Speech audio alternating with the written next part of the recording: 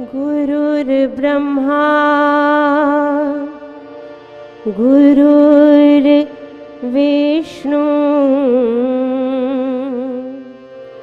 गुरुर्देवो महेश्वरा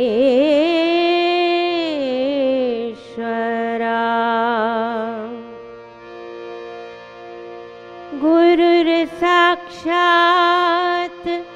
परम ब्रह्मा तस्मै श्री गुरुवे नमः। तस्मै श्री गुरुवे नमः। अखंड मंडलाकारं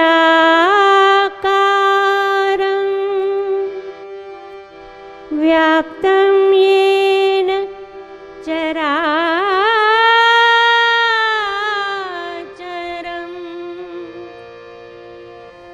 तत्पदं दर्शितं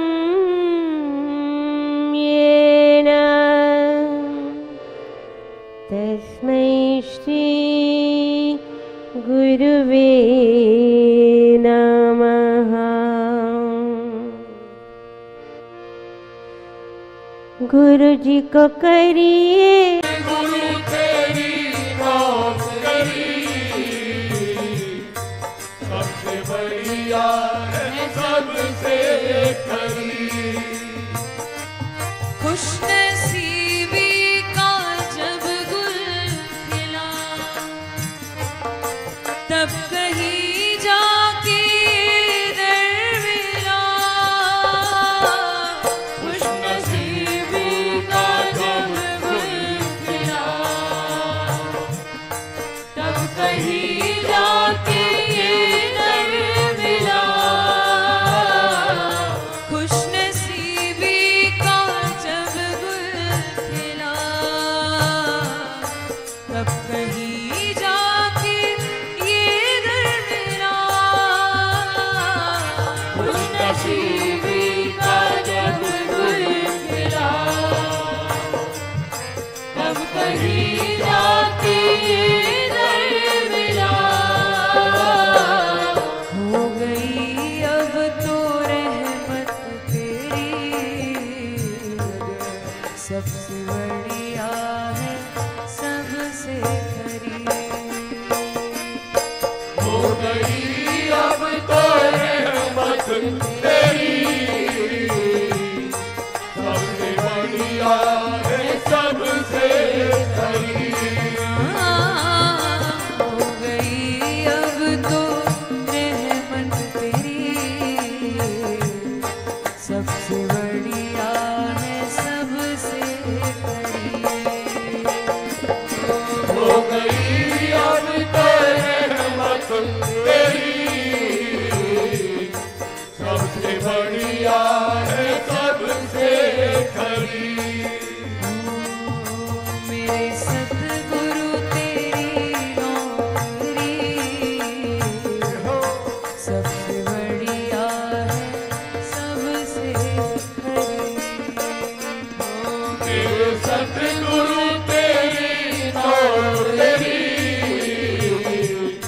सबसे आप सबके श्री चरणों में किस किस प्रकार से आप जी ने स्नेह व्यक्त किया है, काश मेरी तरफ से भी उसी प्रकार से प्रतिक्रिया व्यक्त करने का कोई मुझे ढंग आता तो मैं जरूर करता। ऋणी रहूंगा मेरी बातों सचनों आप सबके ऋणी हूं, ऋणी रहूंगा। जिन साधकों ने कार्ड्स भेजे हैं, फोन पर संदेश दिया है, किसी भी प्रकार से अपने स्नेह को व्यक्त किया है, मैं उन सबके श्री चरणों पर अपने मस्तक को रख के प्रणाम अर्ज करता हूं। मेरा स्वीकार करें। जिन्होंने पता लिखा हुआ था उनको तो उत्तर मिल जाएंगे, लिख दिए हुए हैं। जिन्होंने एड्रेस नहीं लिखे उनको अभी बहुत बहुत धन्यवाद अर्ज करता हूं। मेहरबानी करके स्वीकार करें। ऐसा लगता है हर साधक ने कुछ न कुछ मुझे गरीब के लिए किया है। आपको लगता है मेरे ऊपर बहुत तरस आता है, अतएव किसी न किसी प्रकार से जैसी भी आप अपनी समझ के अनुसार मेरी सहायता करने की योग्यता रखते हैं, आपने की है। कल एक पत्र था, उसमें लिखा हुआ था, मैंने तेरे सुख स्वास्थ्य के लिए, तेरे दीर्घ आयु के लिए 21 सुखमनी साहब के पाठ किए। एक उदाहरण आपकी सेवा में रखिए। साधकों ने जाप किया है, रामायण जी का पाठ किए हैं, कोई 21 घंटे बैठे हैं, कोई 20 घंटे बैठे हैं, यही सोच के बैठे हैं कि ये उसके लिए किया जा रहा है। मैं कैसे भूलूंगा आपके इस स्नेह को और कैसे ये ऋण चुकाऊंगा। लगता है सदा ऋणी ही रहूंगा। बहुत सुंदर ढंग से आप चीजों को मनाते हो साधक जी, देख के बड़ी प्रसन्नता होती है और लोग भी देखते हैं तो चकित होते हैं कि क्या वास्तव में ऐसा होता है। किसी प्रकार का कोई आडंबर नहीं है, यथार्थता है। You really mean it. ये सब देख के बहुत अच्छा लगता है, बहुत सुंदर। मैंने दीक्षा ली ही थी, हिसार में था। 1.5 महीने के बाद महाराज श्री का, श्री प्रेम जी महाराज का जन्म दिवस था। उस वक्त मैं हिसार में था। अनाउंसमेंट हुई कि 2 अक्टूबर को प्रेम जी महाराज का जन्म दिवस है। उस दिन हम सब साधक 10-12 होते थे। हम सब साधक उनके सुख स्वास्थ्य के लिए, उनके दीर्घायु के लिए, उनके सुस्वास्थ्य के लिए जाप करते हैं। तो भी कर, मुझे कहा। मुझे माला फेरनी नहीं आती थी। माला तो मिली हुई थी लेकिन कभी फेरी नहीं थी, फेरनी भी नहीं आती थी। उन्होंने कहा कि गिनती का जाप करना है और उसके बाद जितना जितना कोई जाप करता है हम नोट करके तो महाराज को लिख के भेज देते हैं। मैंने जिंदगी में ऐसी बात पहली बार सुनी थी कि ऐसा करना है। छुट्टी का दिन था, मुझे माला घुमानी नहीं आती थी, कैसे फेरनी है। एक मन के पर कितनी बार राम। तो यहाँ दिल्ली आया तो उसके बाद महाराज से पूछा कि माला कैसे फेरनी चाहिए, तो उन्होंने सिखाई थी, उन्होंने बताया था। अपनी माला भी दी थी और साथ ही बताया था कि स्वामी जी महाराज ऐसे किया करते थे, मैं भी ऐसे करता हूँ। मेरे पूछने पर उन्होंने कहा कि स्वामी जी महाराज ऐसे किया करते, तो मैंने कहा आप कैसे करते हैं, तो उन्होंने कहा कि मैं भी ऐसे ही करता हूँ। तो लेबोरेटरी में काम करता था, तो वहां पर ब्लड सेल्स काउंट करने के लिए काउंटर होता है, ऐसे टिक टिक करते जाते हैं, वो मैं लेबोरेटरी से ले आया। छुट्टी का दिन था उस दिन। एक राम बोलता और एक टिक मार देता, एक राम बोलता और एक टिक मार देता। दिन भर जाप करना था। उन्होंने कहा हुआ था कि हम 2 अक्टूबर को जाप करते हैं। लिस्ट भेजनी थी। सब लोगों ने बताया कि इतना जाप किया है, इतना जाप किया है। कोई 50,000 से नीचे था ही नहीं। उसने कहा 1 लाख किया है। लिखवाती जाती थी नाम और जितना जाप किया है। चिट्ठी यहाँ दिल्ली आनी थी महाराज के पास।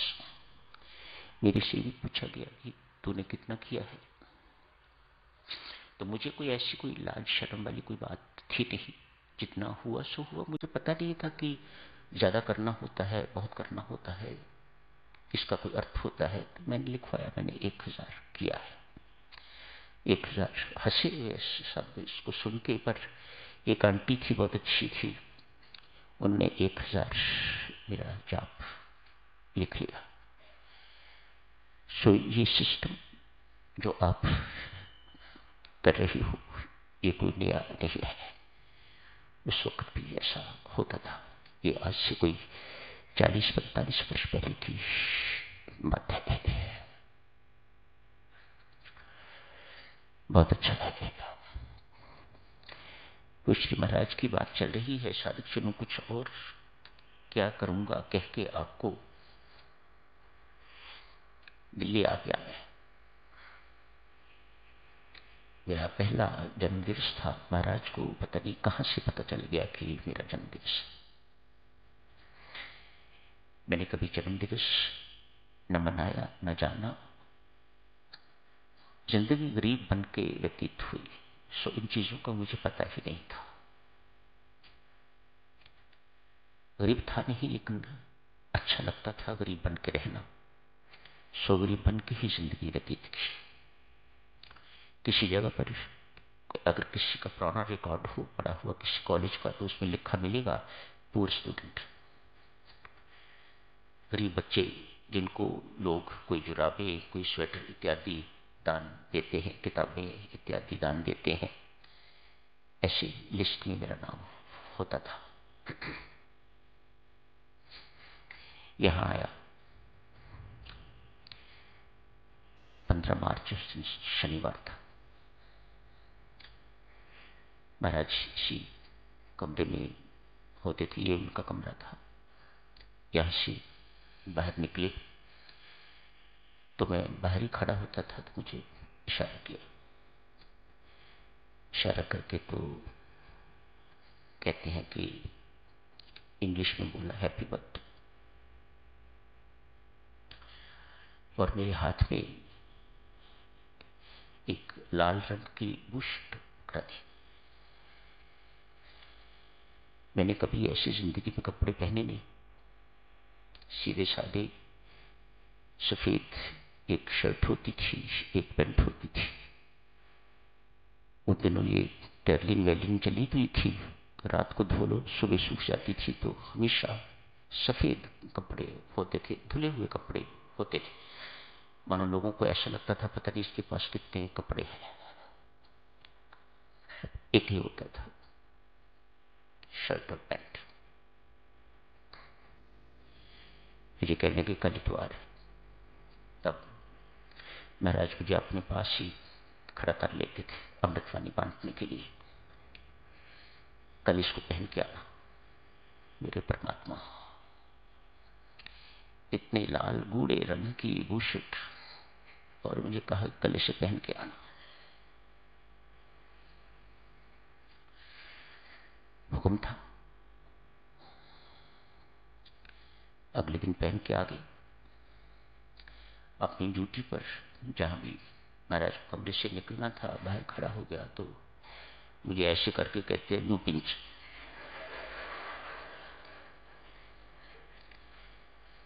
सच में मैंने पहले की कभी चीजें देखी नहीं थी, मुझे पता नहीं था ये क्या होता है, क्या हिसाब किताब होता है। ऐसे मारा, ऐसे करके यू पिंच। अब मुझे पता नहीं था इसका क्या जवाब देना है, क्या नहीं जवाब देना है। चल अपने पास ही जैसे खड़े करते थे कर लिया। मेरी हालत खराब, इतना लाल। कभी मैं बुशट की तरफ देखूं, ये क्या बना के मुझे खड़ा कर दिया महाराज ने।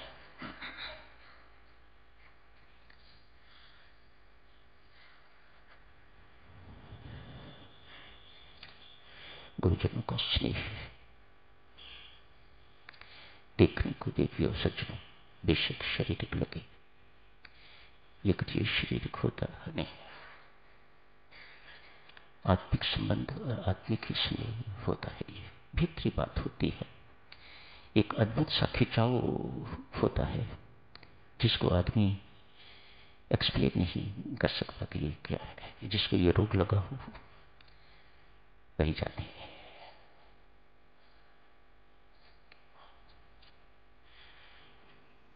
साधनों साधना करनी चाहिए हर साधक को।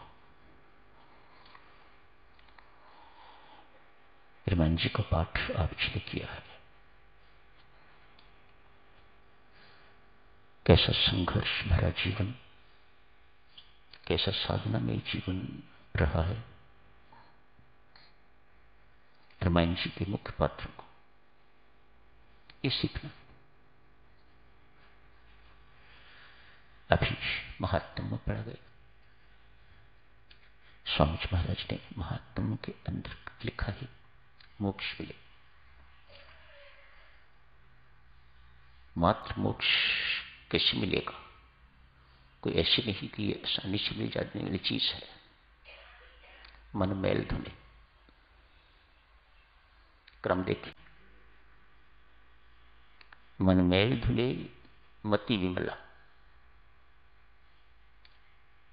मन साफ होगा। रामायण जी के पाठ से महात्मा में बता रहे हैं स्वामी जी महाराज। रामायण जी के पाठ से मात्र ये पढ़ छोड़ने वाली चीज नहीं है, पढ़ के छोड़ने वाली चीज नहीं है।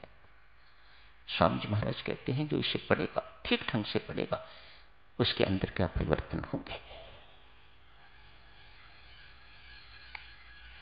उसका मन विमल होगा, मति बुद्धि निर्मल होगी, पूर्णतः निर्मल होगी। अब सूक्ष्म बुद्धि होगी, सद्बुद्धि होगी बेटा, सद्बुद्धि हो जाएगी। ये उच्च बुद्धि है, सूक्ष्म बुद्धि हो जाएगी, दिव्य बुद्धि हो जाएगी, आध्यात्मिक बुद्धि हो जाएगी। हल्की बुद्धि नहीं रहेगी। हल्की बुद्धि तो हम संसार में की है, जो रामायण पर छड़ देने, जिन्होंने रामायण जी को समझा नहीं, जीवन में उतारा नहीं, उनकी बुद्धि हल्की बुद्धि। कैसी बुद्धि? छोटी छोटी बातों पर ही बैठे रहना, ये हल्की बुद्धि के चिन्ह है। किसने छोटी सी बात कही, मामूली सी बात कही, उसी को सोचते रहे,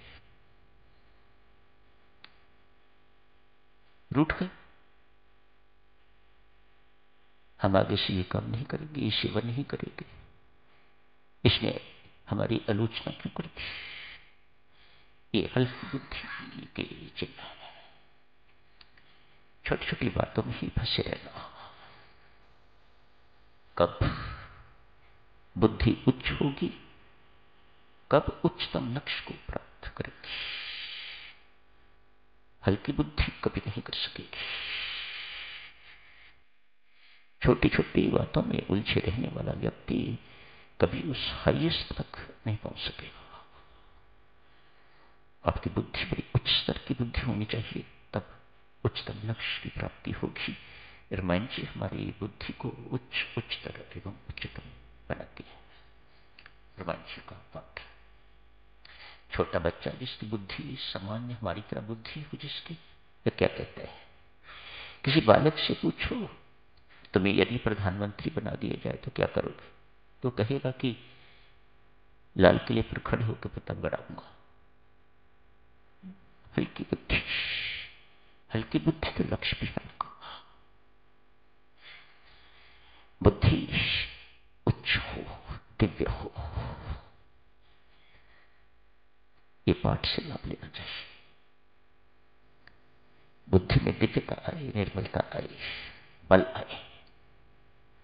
बुद्धि पर बल आए, मुझे ये करना है, इसको मुझे प्राप्त करना है। कुछ भी हो, कोई प्रलोभन, कोई विघ्न बाधा, रोग के रूप में, शोक के रूप में और विघ्न बाधाओं के रूप में, कुछ भी आपकी साधना को प्रभावित न करे। ये निर्बल बुद्धि के चिन्ह है, ये दिव्य बुद्धि के चिन्ह है। मात्र धार्मिक नहीं बनना, धार्मिक बनने से काम नहीं बनेगा। घर में तस्वीर लगाई हुई है राम जी की, आप धार्मिक हो। गले में माला डाली है, जेब में माला डाली है, आप धार्मिक हो। आप श्री राम आश्रम रोज आते हो, किसी मंदिर में जाते हो, आप धार्मिक हो, लेकिन आध्यात्मिक नहीं। रामायण जी आपको मात्र धार्मिक नहीं आध्यात्मिक बनाते हैं। आपके अंदर सहनशीलता नहीं आई, आपके अंदर क्षमा की भावना नहीं आई है। बदले की भावना, सामान्य बुद्धि, हल्की बुद्धि, रूठ जाना, हल्की बुद्धि, क्षमा कर देना, उच्च बुद्धि। क्या होगा? छोटे गलती नहीं करेंगे तो कौन करेंगे? बड़े ने कुछ कह दिया तो सो व्हाट, बड़े नहीं कहेंगे तो कौन कहेगा? बस बात खत्म। ये कैसी बुद्धि के चिन्ह है? ये निर्बल बुद्धि के चिन्ह है, ये उच्च बुद्धि के चिन्ह है। छोटी छोटी बातों में हल्की बुद्धि वाले उलझे रहते हैं, रूठ जाते हैं, काम बंद कर देते हैं, बोलना बंद कर देते हैं। ये हल्की बुद्धि के चिन्ह, छोटी बुद्धि के चिन्ह है। ये दिव्य बुद्धि जैसी एक साधु की होनी चाहिए, उसके नहीं। रामायण जी का पाठ मेरी माता सचिन आज तक खत्म कर लिया आपने, आगे करो। इस दृष्टि से करना कि हमें अपनी बुद्धि को आलोकित करना है, प्रकाशित करना है। क्या प्रकाश इसमें से मिलता है, क्या संकेत इससे मिलते हैं, वह संकेत हमें अपनी बुद्धि में उतारने हैं, ताकि हमारी बुद्धि भी राम जी जैसी बुद्धि। लक्ष्मण त्याग देखिएगा, लक्ष्मण का तपस्या देखिएगा। उस तपस्या ने लक्ष्मण को कितना बड़ा बना दिया है। हर दूसरे पृष्ठ के बाद लक्ष्मण प्रभु राम को उपदेश सुनाने योग्य हो गया हुआ है। सारे जहान को, 3 लोगों को उपदेश देने वाले राम, उनको उपदेश दे रहे हैं लक्ष्मण जी महाराज अपनी तपस्या के बल पर, अपनी साधना के बल पर। 14 वर्ष तक सोना नहीं कोई बच्चों का खेल नहीं है। तनिक तपस्या को निहारिए तो, तनिक साधना को निहारिए तो। पुनः दिव्य सज्जनों, आप सबका हार्दिक धन्यवाद करता हूं। बहुत कष्ट उठाया है आप जी ने, सबने मेरे लिए। परमेश्वर, मैं तो कुछ नहीं कर सकता, तू सब कुछ कर सकता है। जिस किसी ने भी थोड़ा भी कष्ट मेरे लिए उठाया है, परमात्मा उनके इस कष्ट को तपस्या स्वीकार करना, तपस्या में परिवर्तित कर दे। जो इसके बदले में देना चाहते हो, देने में राम कंजूसी न करना, खूब देना इनको। मेरे पास तो कुछ भी नहीं है, पर मेरा तू है, मेरा हिसाब किताब रखने वाला तू। मैं तो लेने वाला ही हूं, मुझे देना आता नहीं, पर तेरे पास तो बहुत कुछ है। तू इन्हें सबको माला माल कर दे, जिनने मुझे थोड़ा भी किसी भी प्रकार का स्नेह दिया है। हार्दिक धन्यवाद दिव्य सज्जनों, बहुत कृपा करी है आपने मेरे ऊपर। मैं आभारी रहूंगा। धन्यवाद।